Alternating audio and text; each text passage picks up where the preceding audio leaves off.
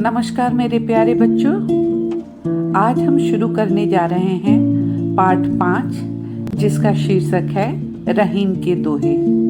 इस पाठ में हम सीखेंगे रहीम जी के 7 अनमोल दोहे जो हमें जीवन की गहरी सीख और नैतिक मूल्य सिखाते हैं। तो चलिए शुरू करते हैं। तो रहीम जी का पहला दोहा है, रहीमन देखी बड़ेन को लघु न दीजिए डारे, जहाँ काम आवे सुई कहाँ करे तलवारी। अर्थात इस दोहे में रहीम जी कहते हैं कि हमें किसी छोटे या साधारण व्यक्ति का तिरस्कार नहीं करना चाहिए।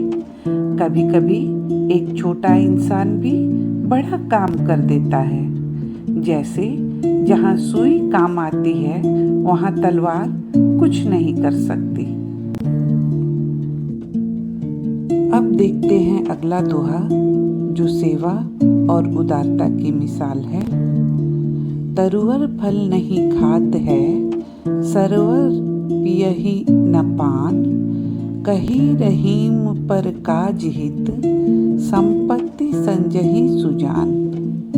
अर्थात पेड़ अपने फल नहीं खाते और तालाब खुद पानी नहीं पीते। उसी तरह अच्छे लोग अपनी कमाई खुद पर खर्च नहीं करते बल्कि दूसरों के काम में लगाते हैं। यही सच्ची सेवा है।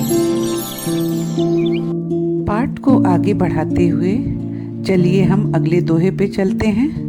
अब बढ़ते हैं उस दोहे की ओर जो प्यार और रिश्तों की नाजुकता के बारे में बताता है। दोहा नंबर 3, रहीमन धागा प्रेम का मत तोड़ो चिटकाए, टूटे से फिर ना मिले, मिले गांठ परी जाए। अर्थात रिश्तों का धागा बहुत नाजुक होता है। उसे गुस्से या अहंकार से तोड़ना नहीं चाहिए। अगर यह एक बार टूट जाए तो दोबारा जुड़ने पर भी उसमें गांठ रह जाती है।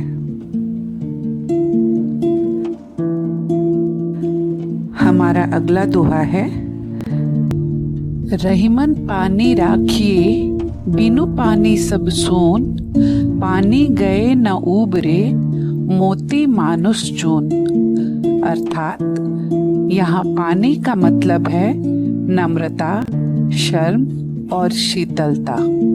अगर इंसान से यह पानी चला जाए तो वो सब कुछ खो देता है।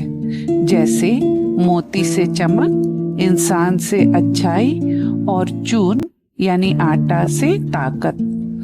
अर्थात आटे का अस्तित्व पानी के बिना कुछ नहीं होता।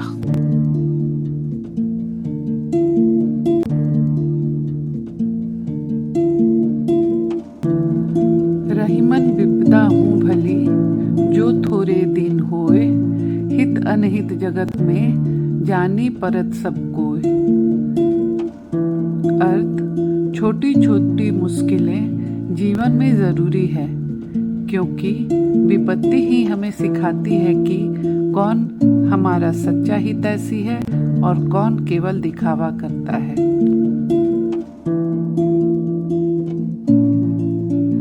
कही रहीम संपत्ति सगे, बनत बहुत बहुरीत, विपत्ति कसौटी जे कसे, तेहि सांचे मीत। अर्थात जब हमारे पास धन होता है तब कई लोग रिश्तेदार बनने लगते हैं, पर जब कठिन समय आता है तभी पता चलता है कि सच्चा मित्र कौन है।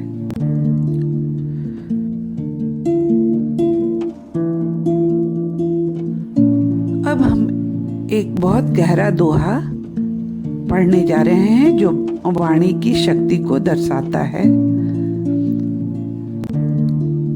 रहीमन जिह्वा बावरी, कही गई सरग पताल, आपू तो कहीं भीतर रही, जूती खात कपाल। अर्थात रहीम जी कहते हैं कि जबान बिना सोचे कुछ भी बोल देती है और उसके बोले शब्दों का असर इंसान को ऊंचाई या गिरावट दोनों दे सकता है, लेकिन भुगतना पूरे शरीर को पड़ता है।